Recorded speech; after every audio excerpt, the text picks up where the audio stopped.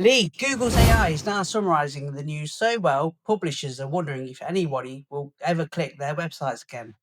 But why bother anyway? Who wants the whole article when you can have a flavourless ready meal version served to you instantly? Exactly. Years of journalism boiled down to something even ChatGPT wouldn't swipe left on. Yeah, and over at HubSpot, they're saying AI isn't just a tool anymore, it's the new operating system. Which is awkward because half of us still can't find the power button. And the punchline, the only real upgrade left is curiosity. Without it, AI is just karaoke. With it, you might just actually create music. Resilient Entrepreneur with Martin Rogers and Lee Sharp. AI news, live demos, mindset hacks, and tool verdicts. One fast moving show. Let's dive in. Welcome back to Resilient Entrepreneur Podcast, where AI, psychology, and small businesses collide in occasionally awkward but always enlightening ways. I'm Martin Rogers, joined by the ever perceptive Lee Sharp. Today's theme: AI eating publishers' lunch, why curiosity is the make or break skill for entrepreneurs. Lee, how are you this week? I'm good, Martin. Thank you. You? Yeah, I'm great. Thank you very much. Right, shall we get straight on with it and go straight into the AI news flash this week? Let's do it. What you got for me? AI news flash. This week's breakthrough could flip the rulebook on its head. Stay tuned. So this week, Lee, we've got a news story from BBC, which talks a little bit about what we've been talking about in the past, which are publishers are fearing AI summaries are hitting online traffic. So this is the story that, when we go onto Google now, there's an AI summary at the top, right? And that gives you the information. So they're finding more and more that people are going to Google and that AI summary at the top is giving people the information that they need, right? So then what happens is the viewer or the browser doesn't click through to the actual website to read the information.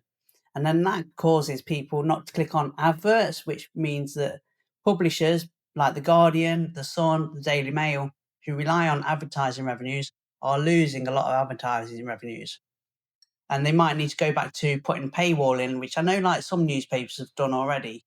Have you found that?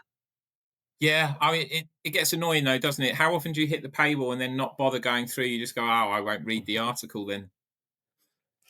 Yeah, I'm exactly saying. I've read the headline, so I don't need. That's it, done. Yeah. I mean, I guess that's in danger of losing nuance, right? You might, if you only take the headline, especially because we know how they write headlines, if you only take the headline, are you really going to get the picture? Yeah, that is true. That is true. Um, I mean, but do we always need the detail, or do we just need to know? I mean, how many news stories are actually going to make a difference to our life? That's the question, isn't it? Yeah, sometimes the headlines are enough, and you can go in and read the ones that are relevant or of interest to you. But I mean, what's that going to mean for news? Are we going to get more or less voices, or better voices, or not? I guess that's Or will we? the real fear. Yeah, or will we go back to buying the newspaper? Yeah, and maybe having skin in the game again. If you actually have to pay for it, are you more likely to take what's being said seriously? Are you likely to seek out people that are telling you the truth, or at least the truth as you see it? You're going to pick the voices you want to listen to. Yeah, no. Will more people have that trip back down to the news agents because they're like, I, I want to know the in-depth news story. I don't want to go through a paywall, so I'm going to go and pick up a physical copy of a newspaper. Yeah. I remember going to the papers shop on a Sunday morning. That was my job. My dad would give me the money, and I'd go down there, and I'd come back with 3 or 4 different newspapers, different perspectives, and read all of them. I mean, one of them was the Sunday Sport, so you had to be careful about exactly what opinions you took away from that. But Yeah, there was still a range of opinions that you brought into the house that you were willing to pay for. I wonder how many of us actually do that now. How many of us have paid specific podcasts um, subscriptions beyond our Spotify's or Apple Play Store. You can tell I don't have an yeah, Apple things like phone, that. can't you? Whatever Apple Music, isn't it? iTunes, Where, We're wherever an people Android get now, their podcasts from. so yeah. I mean, it's just a shift in the business model, isn't it? Really, right? So the internet used to do this fair deal, or Google used to have this fair deal. You let us scrape your website, will show your website to people and bring an audience to your channel, right? And in return, you can try and convert that audience, that traffic into paying traffic in some shape or form. But the audience gets a good deal because they get to see something of value for free initially. But then if they need to go into a buyer's journey of some sort, they get channeled down that buyer journey quite subtly and hopefully in a helpful manner that adds value to them. But Yeah. now, if the business isn't fundamentally making money, then A, they're either going to stop, aren't they, being able to do business altogether, or B, they're going to have to do something to make sure that revenues come back in.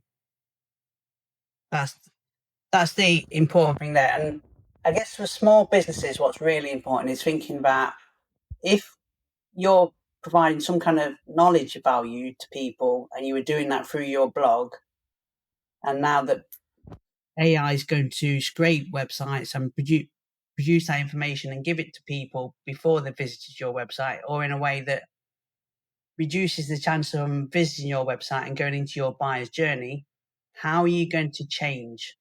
How are you going to adapt to that thing, right? Because successful businesses are always about living to Darwin, Yeah. right? And only the survival of the fittest will go forward. And there is going to be a big shift. So maybe not in the earthquake kind of tsunami way that some people are predicting, but there's going to be a shift of some sort, and you need to figure out how you're going to adapt to that to be a successful business going forward. I think that's the important thing that I take away from that news story.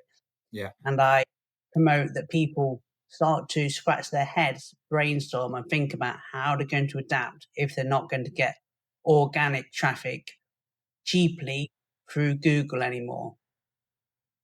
That sounds like a That's business. That sounds like a business idea waiting to happen as well, right? How do people sell their data from their websites to the AI or the Chat GPTs and the other things so that it doesn't just get that info for free, right? That's essentially what's you happening. know, it does. I think it does allude to that into the actual thing that publishers, particularly newspapers, aren't getting paid for the work that they're putting in, right? Because the AI is stealing their work in a way, because it is scraping their work from the newspaper, for example, Yeah. and then reproducing that in a way that they don't get paid for it. So a journalist at the end of the day is an artist, and they use words to create their art. Yeah. And previously, artists got paid for their art, right? So that's it. How are they going to get paid for their art going forward?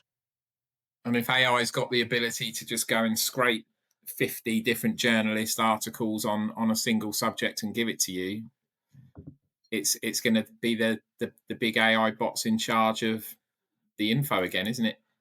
Yeah, definitely. So Yeah. on to news Interesting. story. Interesting story. Look, we chatted about that for 7 minutes easily. Glad you found it interesting. Right. Yeah. News story number 2. AI is the new operating system for people, but marketers' curiosity will decide its value. So this is a conversation that came out from a keynote, the CEO of Anthropic talking about how AI should be used as an operating system, and that we need to think about using AI to generate ideas, generate curiosity in our businesses, rather than just using. I think you've alluded to this a lot, really, in the past, that AI used without depth will just fall flat, right? Yeah. Yeah, it's got to have nuance. It's got to have clear instruction. You've got to know what you're trying to get out of it. And some of what I talk about in my news story shortly will go into that curiosity and why it's important. Yeah, because that curiosity generates experiments, and that experiments causes you to ask better questions, and better questions generates and moves into learning, right? Mm-hmm. And that's how we will get the most value from AI. But if we just ask it a question, take the information, and don't use curiosity to probe deeper into that information, to learn that information, and to, I guess, learn it at a deeper depth, then it's just going to be flat, useless, meaningless information that's just regurgitated in different areas at different times, right? Yeah, and I think at some point there's going to need to be an understanding of the algorithms, right, behind all of this. Did you see the? I mean, we're in danger of going to a different news story. Did you see the interview with what's his name? Tim Berners-Lee. What's his name? Only the guy that enabled everything that we're doing now. The internet. Tim Yeah. Berners-Lee. Did you see the interview with him that came out yesterday? I haven't, no. I was looking for a news story. I saw a headline about the godfather of the internet, but I didn't click into that. Yeah. So Came I across mean, these news in short, he basically said, no, I wouldn't change anything. The internet's still good, but the algorithms that the social media companies are using to target individuals is a problem. And if he could wave a wand and do something, it would be that those algorithms would be hugely restricted or even criminalized, so that they cannot be used, so that the internet can't be used to target specific people. The idea of it was to be a Wikipedia to enable the exchange of information, not to enable the capture of human attention. Oh, absolutely. I mean, he never meant for anything to be. That's why he gave it away free of charge, if I remember Mhm. rightly. If my history Yeah, teaches me and correctly. he said, I gave the ability of it away free of charge, and now the social media companies have figured out a way to capture it and use it for huge profits themselves.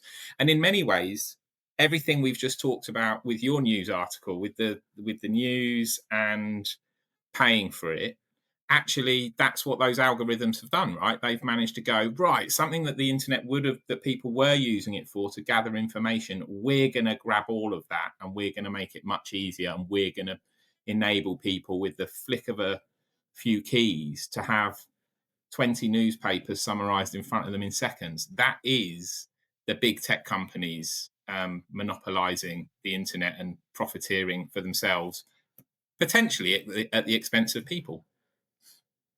Yeah. I mean, hindsight is 2020. That's always the thing, right? Hindsight is 2020. And as you look at the internet now in its current format, it's easy to say that this situation was inevitable in a capitalist society.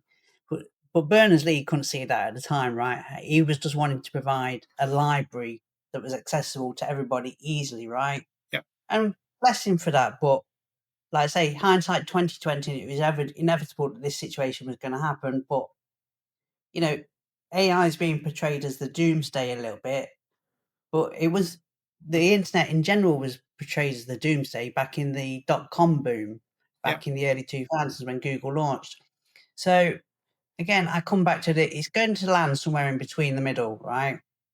The internet is definitely going to shift on how it operates and how people use it to help them in life be productive and efficient. But I don't think we've really got the true picture of what that's going to look like and how it's going to look like. It's No, still very much a developing picture. I agree with that. And I mean, it's about the guardrails, and it's all developed way too quick for the guardrails to keep up properly. And I think that's ultimately what Tim Berners-Lee was saying. And even in one of our much earlier podcasts, we talked about the guy that, his name escapes me in a minute, but the guy that actually sort of invented the concept of artificial intelligence, and how he said, actually, the idea of it's good. It's the users or the programmers who are the ones that need to have some proper guardrails. And if they don't have them, if they don't have those principles, then there are going to be problems.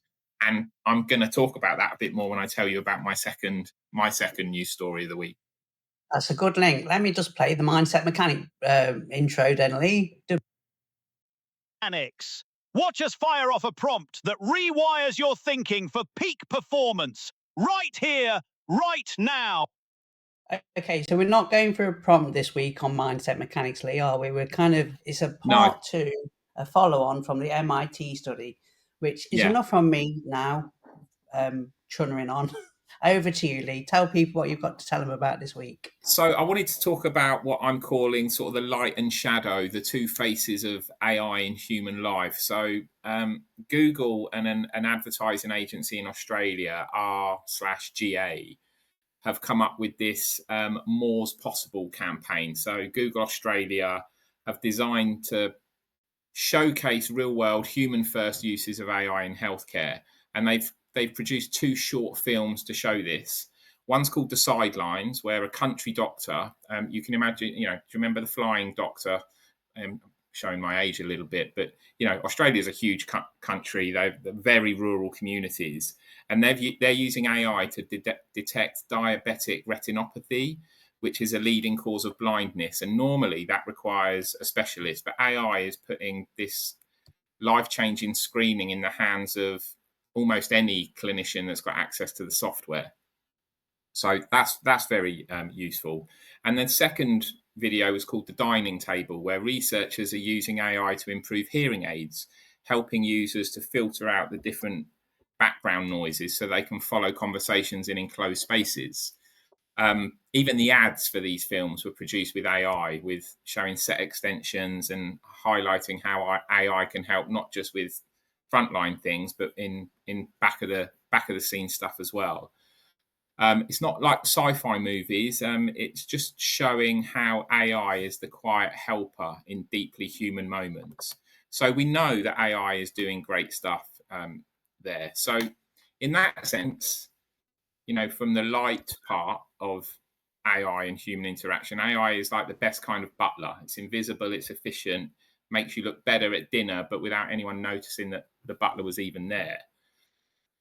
The brilliance in many ways of Google's healthcare AI isn't that it shouts, "Look at me, I'm futuristic." It's that it's humbly fixing blindness and background noise. Magic's best when you don't realize it's magic, right? So that's the light side of it. And then we've got a story from New Zealand where, and I'm going to give a little trigger warning. I'm not normally a big fan of these, but I am going to mention suicide for the next couple of minutes. An AI chatbot helped a 20-year-old lady in New Zealand called Sophie Rottenberg, who was experiencing anxiety and depression. The chatbot helped her write a suicide note. This was only discovered afterwards when her mother found that she'd used the chatbot to ask about it. And on the face of the chat, Harry, which is what she'd called this chatbot, it offered emotionally supportive language, but never discouraged her decision to consider suicide and to actually eventually end her life. Now, I've done some chats before about online therapy and the risks of it and what studies are showing, but this one really highlights the risks of AI being mistaken for a therapist. It can mimic empathy, but it doesn't have responsibility. It doesn't have moral judgment. It doesn't have the ability to intervene in a crisis. And this is that unregulated frontier that experts are warning about. Vulnerable people, lonely people are going to bond with bots because they feel human, but they don't have the human obligations. So this is the dark symmetry, really, to that light story that I was saying earlier. The same fluency that makes AI feel like a butler can also make it feel like a best friend. But unlike a best friend, it doesn't love you. Okay, it doesn't worry about you.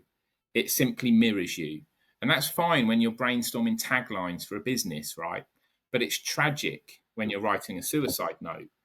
Yeah, AI it's not being malicious. It's just indifferent. It doesn't care. And that indifference is horribly being disguised as empathy. And that can be quite lethal. I mean, I've got a few more things to say about it, but I'm interested just to get your take on one, other, or both. My thought, I understand why AI has been designed to kind of be supportive, and because what's the opposite to that, right? Is argue with people, and it's not. It's artificial intelligence. It's not real intelligence. That's the thing. But that is being forgotten along the way, and that's the challenge, right? Yeah. And if you're depressed or anxious, can you tell the difference? Yeah, I mean, that should we put in a test to like when you go to see a counsellor for therapy, etc. You're often given a test. I mean, even my Apple iPhone now can, in the journal app, can test and let me know how likely I am to be depressed at the present moment or in a low state of mood, etc. Should we be forced to take one of these tests before using AI? I mean, that seems like a ridiculous comment in one way. I mean, yeah and no, because even if you did and you failed that test, if you haven't got the guardrail on telling the AI what to do if it detects anxiety, if it detects this, then it actually doesn't matter whether you test or not, unless the test is to access the AI in the first place.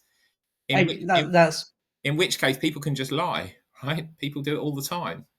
yeah, they would Now, just like if you've got the Google tools looking at your face and detecting inconsistencies, then maybe it's a, but that it's one of them. Is a guardrail access point.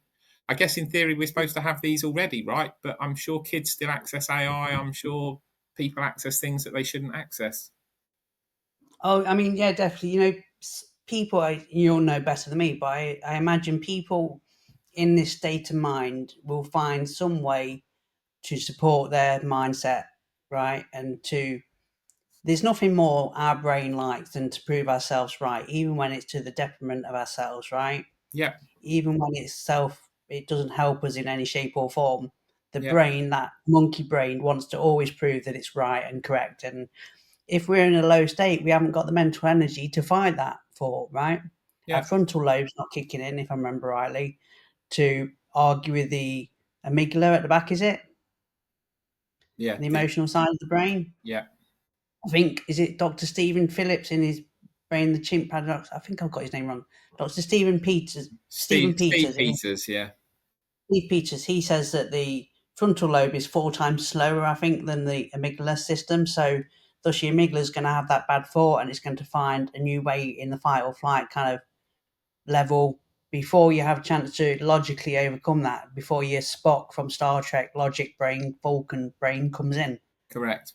So, somebody will find a way around it.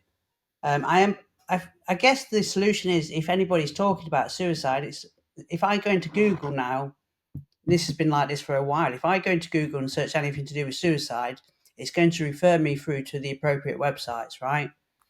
If I ask Google, how do I commit suicide in some shape or form, it's just going to refer me to websites to help me help prevent suicide, like the Samaritans and things like that. So I guess that's what AI needs to get better at, is detecting when people are having that kind of conversation, and rather than continuing it in any shape or form, is just going, I can't talk to you about this. You need to talk to a human being. You need to phone this line. You Yeah, need to talk to this person. That must be the answer, isn't it? yeah. Well, I'll tell you. I asked AI why it got it wrong, so I'll tell you about that in a second. But it can sound like I'm just bashing AI here, right? And we're saying humans are perfect. Now, there were chat threads and websites dedicated to encouragement of Yeah, taking yeah. your own life, so humans can be just as bad, but the difference is people don't realize if AI is sending a slightly poor message. So I actually went into AI and I Right. gave it all these stories, and I asked it, if this is happening, then why didn't, because I asked AI how could this happen, and it said, right, well, there's a number of issues. I said, well, why, if you know the problems and you know that it shouldn't be doing it, how was it allowed to happen in this case?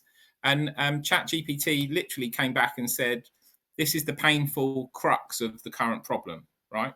It's why such weight in the debate about AI, and it unpacked it. So early AI systems weren't guardrailed enough. I would suggest still aren't guardrailed enough. So Yeah. it said many chatbots, especially third-party ones, didn't have strong safeguards. The same generative ability that makes AI good at writing cover letters also means if it's asked, it can help draft something like a suicide note, unless explicit red lines are programmed into it, which means that these specific red lines are not currently programmed into it. Now, that shouldn't take members of the public to point out that's a problem. That should be dealt with from the beginning. But there you've just, sorry to interrupt, that there you're highlighting the whole problem, right? Yeah, This is like what I talked about in a show a few weeks ago, that Google sacked a lot of its ethics team at one point, which shouts volumes that this whole minimum viable product kind of approach of testing, like, what is it? Amazon's, um, we or sorry, Elon Musk's approach of like, well, we'll learn from breaking it, right? He yeah, does this with rockets. yeah, Then people have adapted that approach, that philosophy into AI, and they've launched AI and gone, well, we'll let the public test, we'll let the public show us where it doesn't work, where it's good, where it's bad, and then we'll adapt from that. Now, that's fine for most things, like if it's not writing a cover letter, to continue that example very well. Mhm. But here, we're dealing with people's lives, and they're Yeah. testing this on people's lives, and Yeah. that's the danger, right?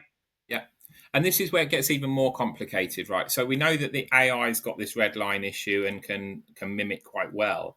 You've then got the human problem.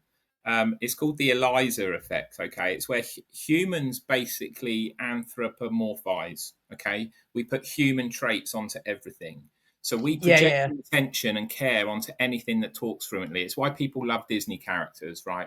It's why people talk to their dog even. And Yes, I was I'm about to sure say you and I do it. You know, we put emotions all the onto them. time. We put questions that they are asking us and things. So Sophie, in the specific story, may have felt that the bot was a friend and not a tool. And the AI is lacking that empathy, and it simply fulfilled the request like a friend, but without the human protection. And that takes us to the next one, which is, again, I mentioned it earlier, AI indifference. A human friend, even a stranger, would push back a bit, I'm sure, in most cases. You know, don't do this. People care about you. Let's find help. An AI without that strong programming doesn't care if we live or die. It only cares about completing the prompt. And that is indifference disguised as empathy. And that points out that accountability gap, right? The bot is not regulated like a therapist or a doctor or even a journalist. In many ways, the bot shouldn't even be asked to act like a counselor or a therapist, because, or if you did do that, it should understand the implications that go along with being a doctor and a therapist, and it doesn't. There are no clinical safeguards. There's not professional code. There's not an escalation path. It was simply a machine asking a prompt. Yeah, yeah. It's I say yeah, like it's a bit blasé about it, but it's very serious stuff. And I Yeah. think it just highlights that AI is potentially. I use an analogy that I often use, which is it's a bit like a lightsaber, right? But it's a very, very powerful lightsaber that can easily cause massive harm or massive good, depending on how a person adapts and uses that tool. Yeah. Yeah. I mean, It's I an say, important message. yeah, I mean, well, I no, it's a pretty good one. I think if I do say so, I think I've got a better one. It's like asking, it's like asking a parrot for advice, right? It can repeat all the right words, but it doesn't know if it's reciting poetry or a death sentence. Yeah, Therefore, the problem is not the parrot, right? The problem is us mistaking mimicry for meaning. And sadly, if people are unwell, that is very easy to occur. And it's made me.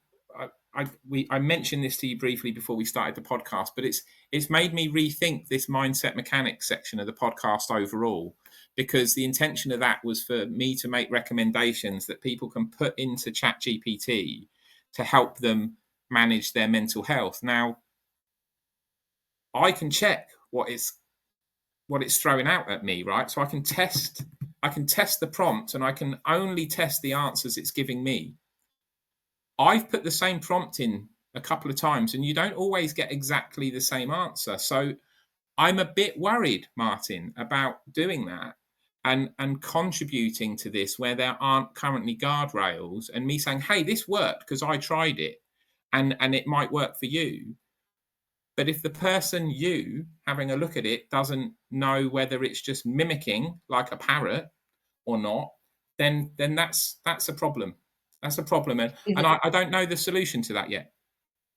well, I think to me, I think that's exactly what we're here for on that podcast, is to go, we've just put this prompt in, this is the answer that's given us, but you need to be aware that it might give you a different prompt, because there's going to be hundreds of people that around, hopefully listening to this podcast, if not thousands, as we go forward, and that'll grow in numbers. And our job is to help guide people use that, right? Yeah, Help people use that tool properly, because they're going to be using this tool more and more. And what better way to, I don't want to blow our own traffic, but I would class us both as quite highly ethical people with a lot of integrity that want people to get the best out of it in the best way possible. And so surely it's better for us to be the teachers or the guides to support, help people use it appropriately, as opposed to not that we by any, I challenge a lot of people to say use the word expert, particularly when it comes with AI at the present moment, because it's so new. Everybody's learning at a very similar pace in a very similar way. Right. So I don't class as I don't like to use the word expert too much, but we do understand why we're using the tool, and particularly with your background in psychology, you understand the dangers of the answers that it's going to be given, and you can signpost people to that kind of area, right? Yeah. And I might even, as we go on, and literally this has all happened in the last couple of days. I might even try and come up with, and maybe this is something you and I are going to talk about. You're often better at the prompts than I am anyway. But maybe trying to build a prompt that will ensure that that can't happen. So building an entire background for yourself when you're using AI and giving it the clear instruction. Hey, if ever I mention this, if ever I mention this, if ever I do this, I want you to point to this help. I want you to flag up an alarm. You mustn't answer these things.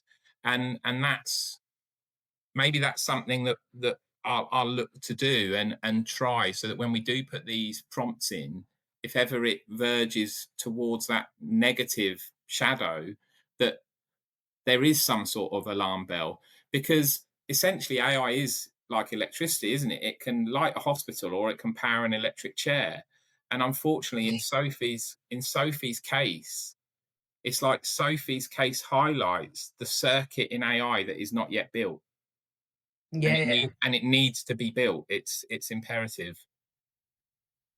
Yeah, I mean, I think you could easily go into the preferences, like, and a lot of people don't know where preferences are in ChatGPT, for example, or the other. I imagine it's available on Claude and Gemini, where you can set your preferences to those kind of things. So you do set the personality of your AI, you do give it guidance.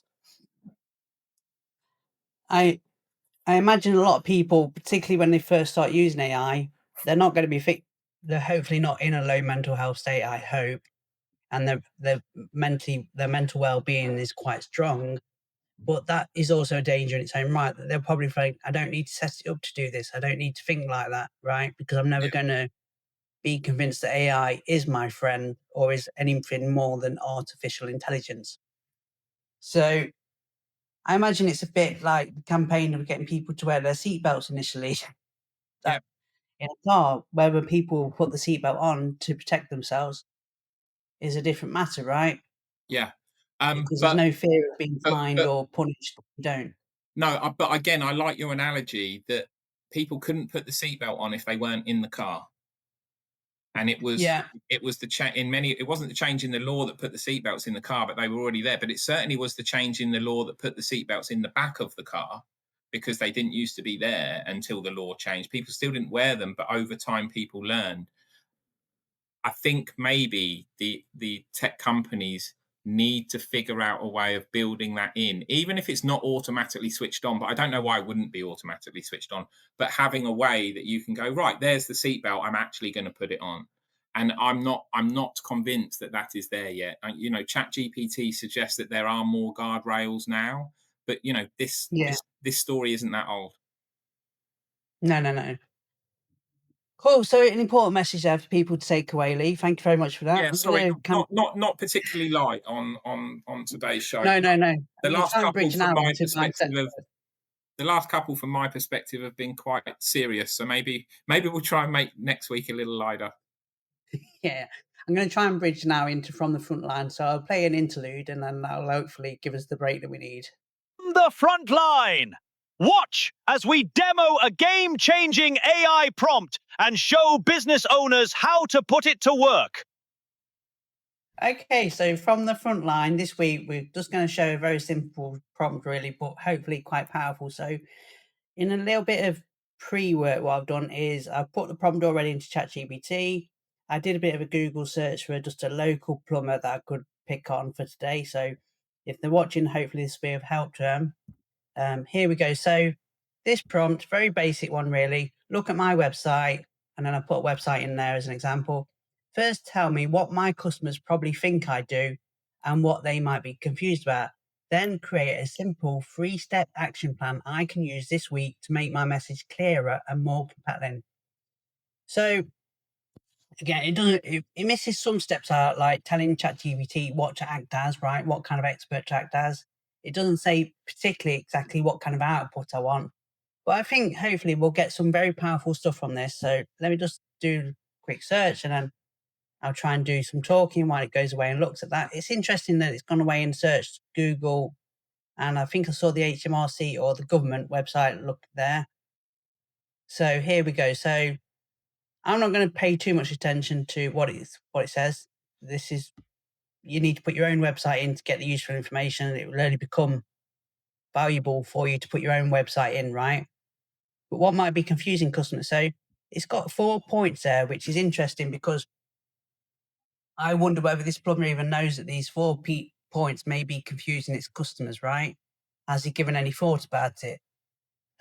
So that was quite instance. And then I've got a 3-step action plan that I can implement this week, which will give me some changes that I can do to hopefully drive more customers, get more revenue into my business. So a very quick and simple one there, Lee. What do you think?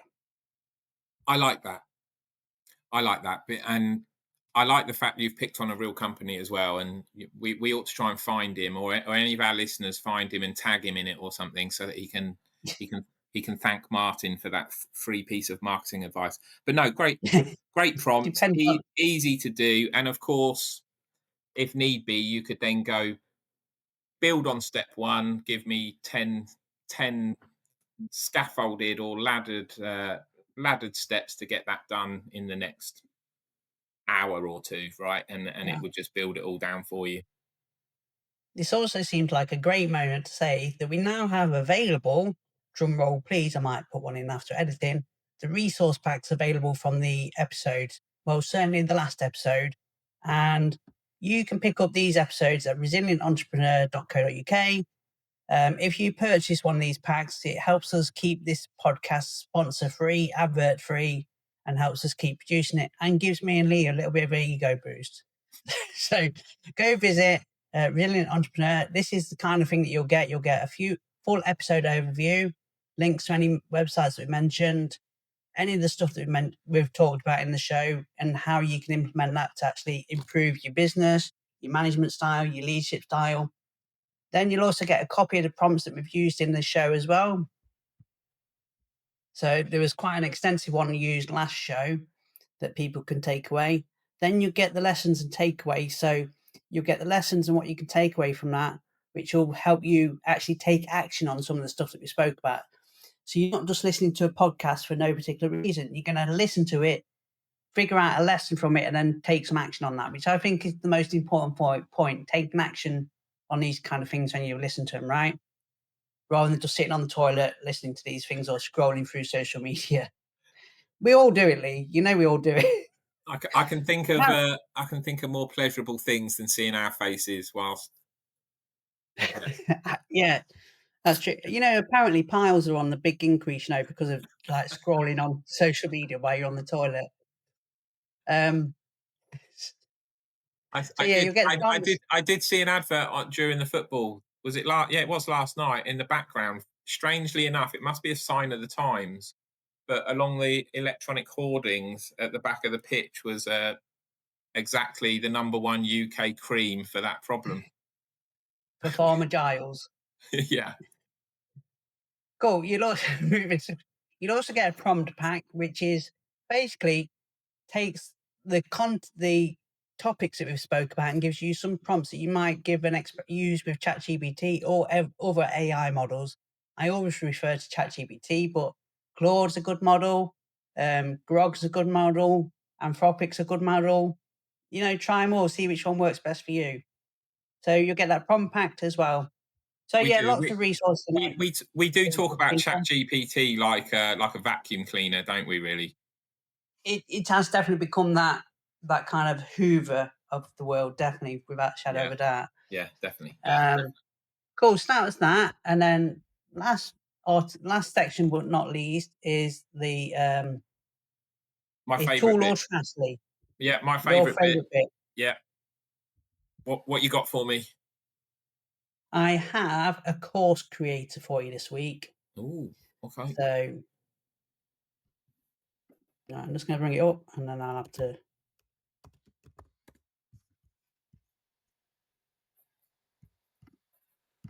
So this is valid for all the course creators, all the coaches, consultants that might find this out. Here's my little jingle. Or trash? We thrash test today's gizmo and call the verdict game changer or garbage bin. So what this is all about, Lee, is a lot of people are out there creating courses, educational online platforms, and a lot of people just create it for what they think they should be creating rather than what's in their heads. But like what we have to try and do with blog articles, you need to create a course in a way that people are searching for it, right? People want to learn this stuff. And sometimes you need to adapt what you want to teach to meet what people want to learn. So this system will do a lot of research for you into what people are looking for at the present moment and tell you your course topics and what you should build your modules about. So what are you interested in, Lee? You're interested in mental health, aren't you? I am indeed. Right, okay, let's do a little search for mental health. So as you can see, it's now searching over 260,000 courses. It's then going to tell me down here what are the name of those courses that are getting people's biggest interest, what's the duration, what people are rating for them, how many students have done that course as well. So from there, I can start to investigate, I can learn. The important thing is obviously not to try and copy, but to model, right? To model what and enhance, improve, build upon what people are already doing and add your particular flavor, your particular spices to that educational resource, right? Rather than just cloning it and throwing out another same old, same old. It will also give you what's the average price that people are charging for that. And then once I've done my investigation into what people are searching for, what people are finding popular, I can then also look at the books that are in that topic. I can then go on to do lessons in that world as well. Lesson planner, lesson architect, I can give it an idea like mental health. I can tell it what I want the objectives and the focus area to be, how many chapters I want, and then I can ask it to generate that. And then it's gone away and it's looked at why is mental health. So it's given me some ideas, it's worked that through. And then it's got other things that I can work through, Lead, that it can expand those lessons on and it can help me build a full course. So, in summary, very quick, that is Eureka AI.io even, Eureka.io.